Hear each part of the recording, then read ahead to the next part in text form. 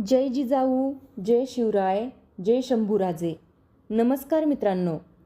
मागच्या भागात आपण बघितले नियोजनाप्रमाणे राजांची सगळी माणसे पुण्याच्या चारही दिशेने पुण्यात प्रवेश करती झाली. उन्हाळ्याचे शेवटचे दिवस चालू होते, परंतु सोसाट्याचे वारे वाहत होते आणि पाऊस आला. राजांनी ठरल्याप्रमाणे इशारत होताच पुण्यात प्रवेश केला. थेट लाल महालात खिडकीद्वारे राजे आत शिरले. एकच गोंधळ उडाला. शास्ताखान पूर्ण बेसावध होता. तो खिडकीवाटे बाहेर पळू लागला. तोच राजांनी वार केला. शास्ताखानाची किंचाळी पूर्ण लाल महालात गुंजली. राजे बाहेर आले आणि ते सरळ कोंढाण्याच्या दिशेने निघाले. आता बघूयात पुढे.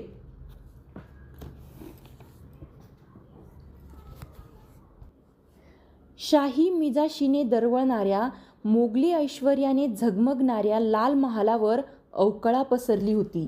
अब्दुल फत्तेच्या प्रेताभोवती बेगमांचा आक्रोश उसळत होता. रात्रीच्या अंधारात मारले गेलेल्या बेगमा, दासी, खोजे यांची वस्त्राच्छादित प्रेते दफनाची वाट पाहत होती. खुद्द शास्ताखानाच्या उजव्या हाताची 3 बोटे तुटली होती. हकीमाने मलमपट्टी केलेल्या हाताकडे खान हताशपणे पाहत होता. अजून खानाच्या अंगाचा कापरा काही गेला नव्हता. साऱ्या छावणीत एकच गडबड उडाली होती. शिवाजीने रात्री लाल महालावर हल्ला केला यावर कुणाचाच विश्वास बसत नव्हता. सारे सरदार लाल महालासमोर गोळा झाले होते. सरदारांना पाहताच खानाचा क्रोध उफाळला. सरदारांच्या गाफीलपणामुळे हा प्रकार झाला असा खानाचा पक्का समज झाला होता. शास्ताखान खुद्द औरंगजेबाचा रिश्तेदार. आता थोट्या हाताने औरंगजेबासमोर कोणत्या तोंडाने जायचे याचा शास्ताखानाला विचार पडला होता. आपल्या मुलाचे बेगमांचे दफन करून शास्ताखान लाल महालात आला. रात्र पडू लागली तसा त्याचा धीर सुटू लागला. सारी रात्र त्याने आणि लाल महालाने जागून काढली. खानाची फौज कोंढाण्याजवळ येताना दिसताच राजांनी इशारत दिली. फौज फारशी नव्हती. राजांनी गडाचे दरवाजे उघडेच ठेवायला सांगितले. तटावर कोणी माणूस दिसत नव्हता. गडावर भगवे निशाण फडकत नव्हते. मोकळे दरवाजे आणि निर्मनुष्य तट पाहून खानाचे सैन्य पुढे झेपावले. शिवाजी गड सोडून पळून गेला असाच त्यांचा समज झाला. क्षणाक्षणाला खानाचे सैन्य पुढे सरकत होते. आघाडीच्या हत्तीवर मोगली ध्वज फडकत होता. खानाचे सैन्य गडापाशी येऊन भिडले.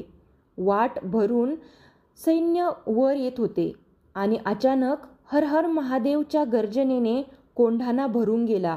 खानाच्या सैन्याने वर पाहिले. त्यांच्या डोळ्यावर विश्वास बसेना. गडावर भगवा ध्वज फडकत होता. तोफांचे आवाज, धुरांचे ढग उठू लागले. आघाडीचा हत्ती तोफेच्या गोळ्यात सापडला. तोफा सारख्या धडाडत होत्या. बिथरलेल्या घोड्यांच्या टापाखाली मोगल सैन्य सापडत होते. खानाच्या सैन्याची दुर्दशा उडून गेली. माघार घेईपर्यंत निम्मी फौज हकनाक बळी पडली. खानाच्या सैन्याने कशीबशी माघार घेतली. तोच गडाच्या दरवाजातून घोडदळ बाहेर पडताना नजरेत आले. खानाच्या सैन्याचा उरलासुरला धीर सुटला आणि फौज जीव घेऊन पळत सुटली. राजे हा विजय समाधानाने गडावरून पाहत होते.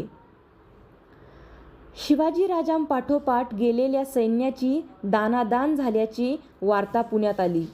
शास्ताखान ते ऐकून पुरा धास्तावला. आता त्याचा कुणावरही विश्वास राहिला नाही. तो म्हणाला, गनीम खाशा डेऱ्यापर्यंत येतो. कोणी वजीर हुशार नाहीत, कोणी खबरदार नाहीत. अवघे फितव्याला मिळाले. आज त्या शिवाजीनं बोटं तोडली. उद्या मागती येऊन शिर कापून नेईल. दगेखोर आणखीन दगा देईल. लष्कराचा इतबार राहिला नाही. या लोकांबरोबर राहणं जमणार नाही. खानाने आवरासावर केली आणि तिसऱ्याच दिवशी त्याने पुण्याचा आपला मुक्काम हलविला. जसवंत सिंगाला काही फौजेनिशी पुण्यात शिवाजीचा पराभव करायला ठेवून खान औरंगाबादेच्या वाटेला लागला. त्याला आता पुण्यात ठेवून घेण्याचे सामर्थ्य कुणात उरले नव्हते. खानाच्या छाप्यात जे जखमी झाले होते त्यांना कोंढाण्याला ठेवून राजे राजगडावर आले. गडावर एकच आनंद उसळला. खानाची बोटे तुटली व तो पुण्याहून गेला ही बातमी 2 दिवसात गडावर आली. राजे ती बातमी ऐकून नाराज झाले. त्यांचा असा समज झाला होता की अंधारात केलेला वार कारीगर झाला असेल. राजे म्हणाले, श्री जगदंबा कृपेनं फत्ते होऊन आलो. शास्ता म्हणजे शिक्षा. पातशहानं नाव ठेवलं पण नावाप्रमाणे खानानं करामत केली नाही. आम्ही शास्ता खानास शास्त केली. जे पातशहास जमलं नाही ते आम्ही शास्त करून नाव रुजू केलं.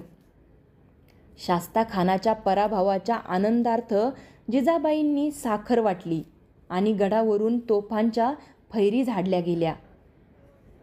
सायंकाळी राजे एकटेच महाली होते. पुतळाबाई महालात आल्याचे पाहून राजांना आश्चर्य वाटले. पुतळाबाई आल्या. महाली येऊन उभ्या राहिल्या. राजे नुसते पाहत होते. पुतळाबाई राजांची नजर टाळीत होत्या. वाढत्या क्षणाबरोबर त्यांच्या मनाचा गोंधळ वाढत होता.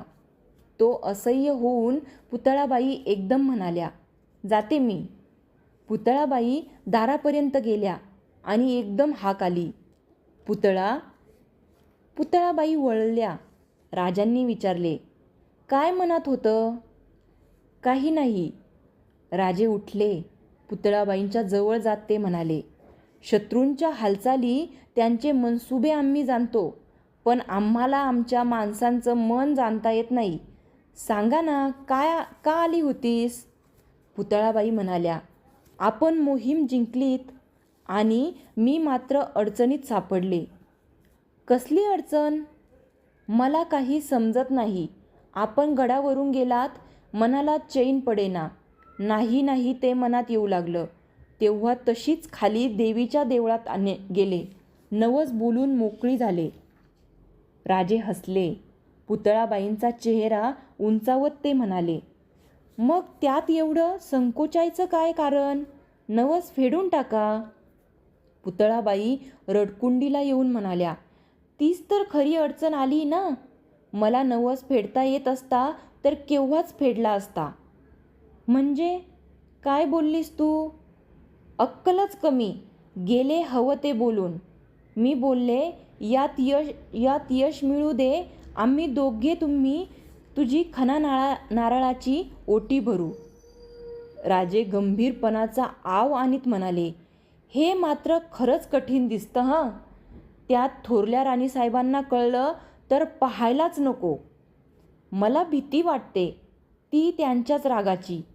राजे हसून म्हणाले, पुतळा, काळजी करू नकोस. आम्ही काहीतरी वाट जरूर काढू. खरं? अगदी खरं. भाबड्या पुतळाबाई नकळत हसून गेल्या. ते समाधान पाहून राजे मोहरले. पुतळाबाई म्हणाल्या, जाते मी, नाहीतर चौकशी होईल. एवढं भ्यायचं काय कारण? जरा बैस ना. तुमच्याबरोबर बोलायला आम्हाला फारसा वेळ मिळत नाही. नको, जाते मी. पुतळाबाई निश्चयाने वळल्या. त्याच वेळी त्यांचा हात पकडला गेला. पुतळाबाईंचे सारे अंग शहारून उठले. हाताला कापरा सुटला. कानावर शब्द आले, पुतळा, ही आमची आज्ञा आहे. दुसऱ्या दिवशी सकाळी राजे स्नान पूजा आटोपून खाली आले. जिजाबाई आपल्या महाली बसल्या होत्या.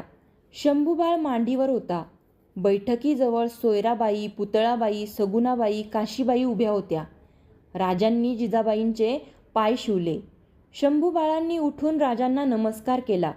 शंभूबाळांना जवळ घेत राजांनी विचारले, मासाहेब, इथं तर सारेच जमलेत, काय बेत? अरे बेत कसला, तू आलास तशाच मुली पाया पडायला आल्या होत्या. मग काही हरकत नाही, राजे म्हणाले. आबासाहेब, शास्ता खानाची बोटं तुटली? शंभूबाळांनी विचारले. हो. तुम्ही तोडली? हो. मग त्याला मारायचं मारायचंच का नाही? सारे हसले. राजे म्हणाले, आम्हाला जमलं तेवढं केलं. तुम्ही मोठे झालात की उरलेलं काम करा. मासाहेब, आम्ही मोहीम फत्ते केली, पण एक काम राहून गेलं. कसलं? खानावर चालून जाताना गड सोडताना आम्ही देवीला नवस केला की काम फत्ते झालं तर खना नारळांनी ओटी भरू. मग बाबा, उगीच दिरंगाई नको. आज शुक्रवार खरा. संध्याकाळीच जाऊन ओटी भरून या. पुतळाबाई उभ्या जागी लाजल्या होत्या. त्या राजांची नजर टाळीत होत्या. 2 प्रहरी राजे सोयराबाईंना म्हणाले, संध्याकाळी पद्मावती माचीवर जायचं ना? खरं सांगू, सोयराबाई म्हणाल्या, गड चढणं उतरणं नको वाटतं, धाप लागते. तसं काही खास कारण नाही ना? चला, काहीतरीच तुमचं. राजे म्हणाले, ठीक आहे, आम्ही धाकट्या राणीसाहेबांना घेऊन जाऊ. संध्याकाळी राजे पुतळाबाईसह गडाखाली माचीवर उतरले. पूजा साहित्य घेऊन मनोहारी मागे उभी होती. राजांनी आणि पुतळाबाईंनी देवीची ओटी भरली. पुतळाबाईचा आनंद मनात सामावत नव्हता. धाकट्या राणीसाहेबांना एवढे आनंदी कुणी पाहिले नव्हते. कुणाला त्या आनंदाचे कारण कळत नव्हते.